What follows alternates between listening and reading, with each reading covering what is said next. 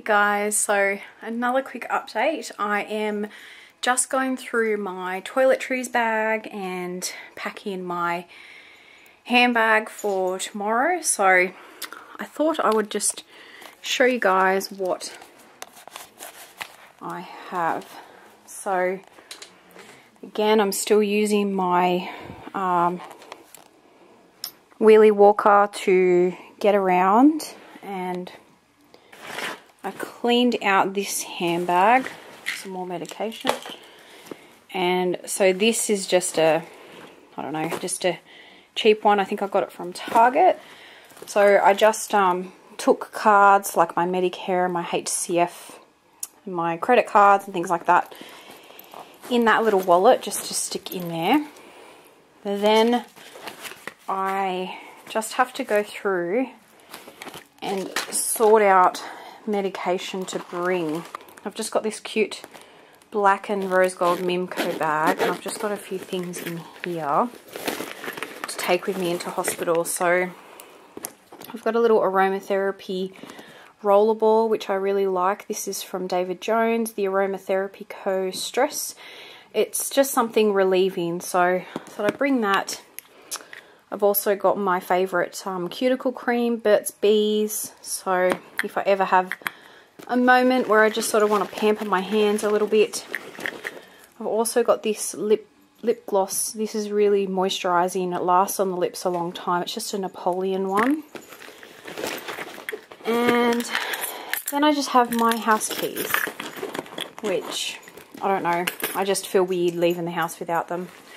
So I've got my paperwork where I write all my medication times on, and my pen. I always like to bring that with me, so I'll stick that in there. Now, I've been on Panadol Osteo for pain relief, which doesn't really do anything, but I'll take them with me just in case. I've got my Rennie heartburn tablets because I just get constant heartburn. My asthma puffer. This is a new one that I got my husband to pick up for me. Then got my anti-nausea tablets, which is a daily occurrence.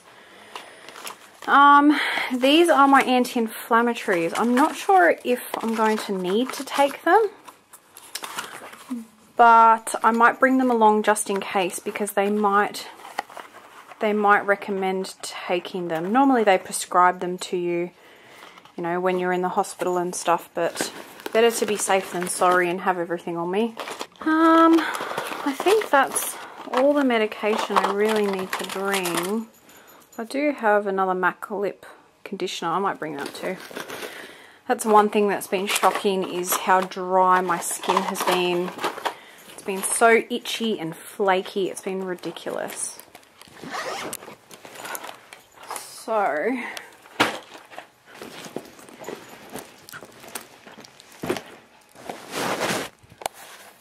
So when I go into hospital, my husband will be taking that to my room. So I have to make sure that I put a label on it somewhere with my name just in case. Now, my toiletries bag, I'm pretty sure this is everything I need to bring. Hopefully I haven't forgotten anything. I still have till tomorrow morning, so I'll show you guys what I've packed though. I love the size of this. It's perfect. So the top section, I've got things that tend to get wet, which I like to keep together. This is a face scrub that I love. Neutrogena Naturals Purifying Pore Scrub. This just helps me not get any breakouts basically, so I use that every day. I've got toothbrush, and then a little travel size White Glow toothpaste, which I got out of her fashion box, I believe. Just some mouthwash in a little travel size. Then I've got some travel size shampoo and conditioner, Tresemme. I'm expected to be in hospital for, I think it's 5 nights, so I'm most likely going to want to wash my hair at least once, so hopefully a few days in I'll be able to have a shower and do that. Then got 2 sort of body washes. So I've got a Natio one, or Natio. It's just a mineral body wash and polish. It smells really nice. Then I've got this new little sample one I got, and this is Molten Brown London, Orange and Bergamot body wash, so I thought I'd bring that along. And sorry if I constantly sound out of breath. I find it really difficult standing because I'm putting all my weight onto one leg, and you know, it doesn't help constantly being in pain too, so sorry if that's annoying. Alrighty, so the bottom section, a lot of this stuff is sort of just in cases, bits and pieces that I might want to use. I may not end up using them, but you know. I've got a hairbrush. I've got a few different hair ties because they always go missing. I've got some little facial cotton I thought I'd just put in there. I've got another Ventolin puffer. I might put that in my other black Mimco bag. Then got just a little eye cream. This is just a little, I don't know, travel size sample Clinique one. Yeah, I'm probably going to feel pretty crappy, so you know, at night time sometimes it's nice just to refresh your eyes a bit. Got a body wash, no, a body cream. It's another Natio product. Got a spray hair, what do you call it, like a treatment, like a leave-in treatment conditioner, which if you can't wash your hair very often, it's really nice to have this. It has a really nice smell, and you can kind of put up with your hair a little bit longer before having to wash it when you use this. Got a whole heap of liners just in case. I've got a Puretopia lip balm, but because I packed the other two, I won't take that with me. I've got a razor. I can't really reach my legs and I won't be able to, but underarms I can't deal, so I'll take that along with me. I've then got some Q-tips, and then lastly this is just a little nail kit. This is from the Her Fashion box as well. So that's everything I've packed. So if I've packed a few sort of things, yeah, I might use them, I might not, but there's nothing worse than being away from home and forgetting something, or you know, not having something. That's frustrating. I still need to pack my overnight bag. I just haven't done it. A new pillowcase cover so I can take a pillow in with me because the hospital pillows are horrible. I think, so I'm filming this on the Sunday. I have my surgery tomorrow, which is at 6:30. Right up until last night, I have been handling things, I'd say, pretty good, better than I expected. You know, I accepted it and understood everything and, you know, prepared myself, I guess, in a way, felt really positive. And then last night I woke up and I was in pain and I just, I don't know, broke down a bit, and yeah, just had a hard time thinking of what's going to happen, and you know, the recovery and how I'm going to be feeling, and yeah, just feeling a bit down and worried and nervous. And so yeah, so this morning I had a bit of a cry, I don't know, just a bit of release, I think, simply because, you know, since finding out that I was getting a hip replacement, I've had really, I don't know, no real sort of sad or upset days really, just, yeah, just dealing with it, I guess. So yeah, so I kind of let my guard down a bit, and yeah, just felt a bit upset and just, I think, just anxious and worried and just wondering about all the different things that are going to happen or might not happen. And so today I had a girlfriend, she invited me to high tea, and so we went out to the Hyatt and did that, which was a really nice thing to do to try and get my mind off things. So at least half the day today I've been pretty distracted, so I've been able to relax a bit. But obviously I've got to pack my bag. I start fasting at around midnight tonight, so I've got to make sure I prepare myself and drink lots of water and have something good to eat. So, because yeah, tomorrow when I get up to leave for the hospital, I won't be able to eat or drink anything, which is really hard. I hate more than anything getting up really early and not being able to at least have a piece of toast. I'm one of these people that if I feel nervous, I feel like I'm going to throw up, and if I don't have anything in my stomach, it just makes you feel worse. So I've got surgery tomorrow at 6:30 in the morning, and they said that I should be in surgery for about 2 hours. So, and I believe, you know, they put you into recovery, or the recovery room, for I think between 4 to 5 hours. So yeah, so I think it'll be quite a while before my husband can see me. So hopefully, yeah, hopefully all goes well, and you know, I get the result that I need, and that everything goes to plan. I think that's just the biggest thing I worry about, that there'll be complications or problems, or, you know, I guess you've got to try and stay positive, but it's very hard. It's very difficult. I can't think of anything else to sort of update you guys on.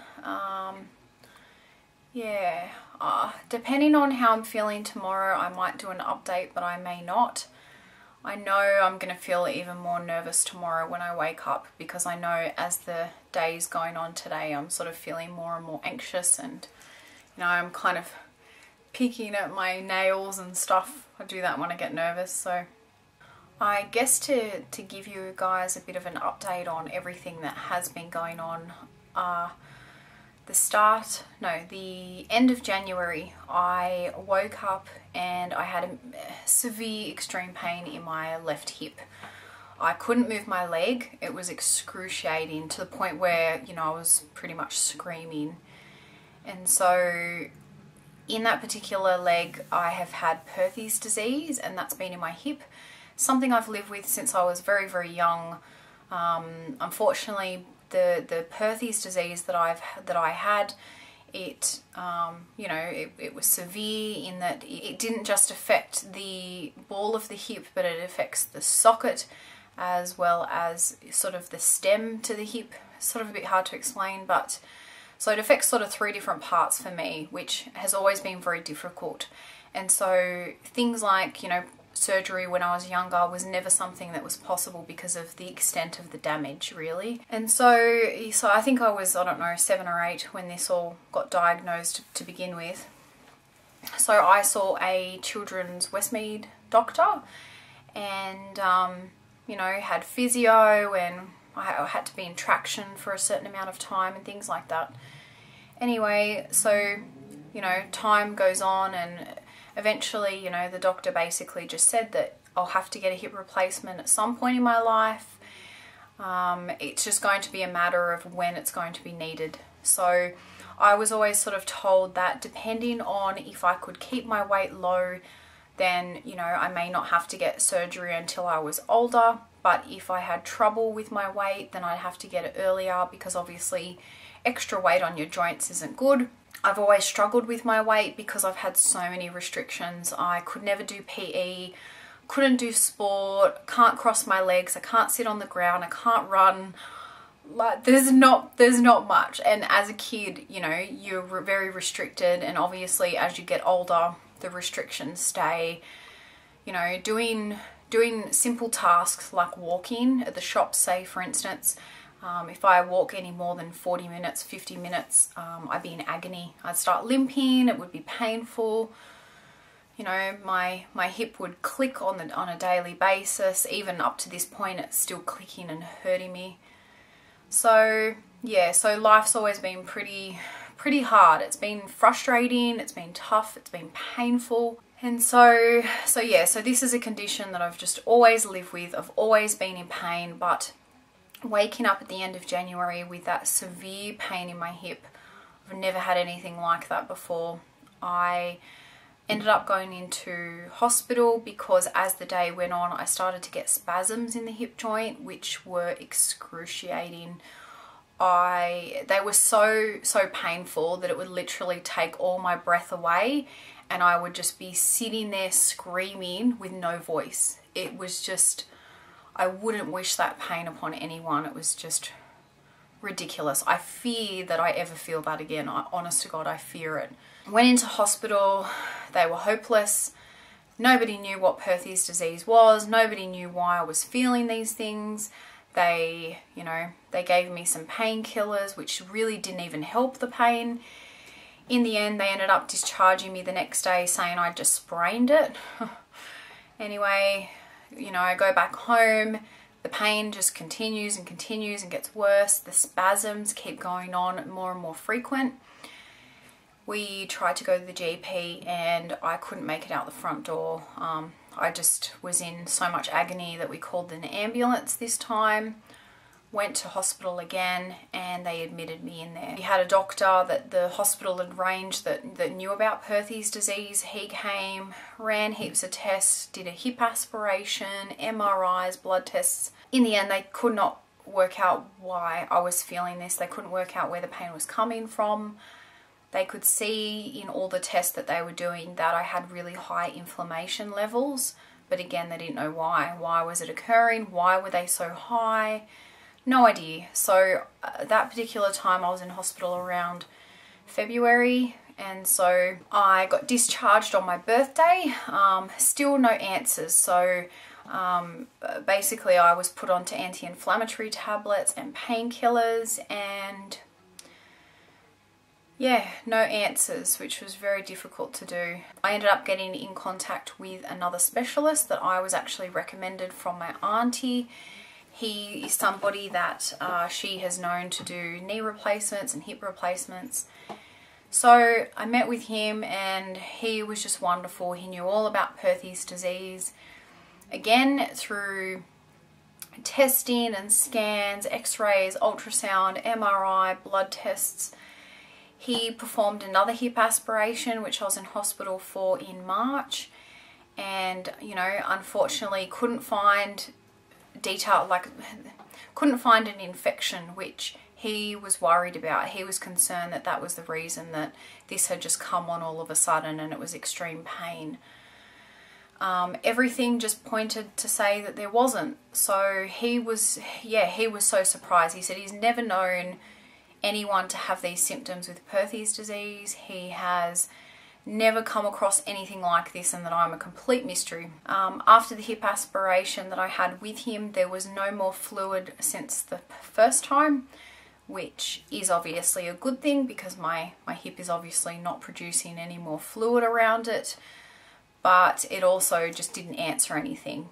You know, progressing along, you know, still can't walk properly. I'm constantly in pain, constantly on painkillers. He had a radiologist look at my scans and both agreed that, you know, what type of life is this if you can't even do anything and you're in pain all the time. Also that my hip was in really bad condition. You know, it's on its way out, it's degenerating. The ball of my hip is not a ball anymore, it's quite flat, and there's a certain part of it that's actually starting to get quite sharp. They both agreed that my hip was on its way out. With all the pain that I'm going through and hip aspirations not working, that they both recommended a hip replacement would be the way to go. And I, felt very relieved when he did say that. It's not something that I, ever expected doing at 28.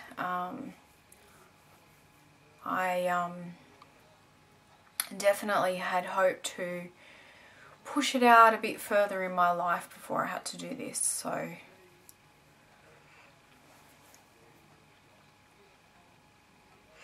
you know, moving forward, a life without pain is, you know, just a life I've never had, and you know, a life with restrictions is something I've always known. So I can't wait to be able to live my life without pain medication and to be able to walk and, you know, just do all the things I've wanted to do. I'm an emotional mess. Sorry guys. I feel relieved that I'm doing this before we have kids, because I can't imagine anything worse than being in pain and being pregnant and having restrictions with, you know, bending down to pick up my child or bending down to put my own shoes on, you know. So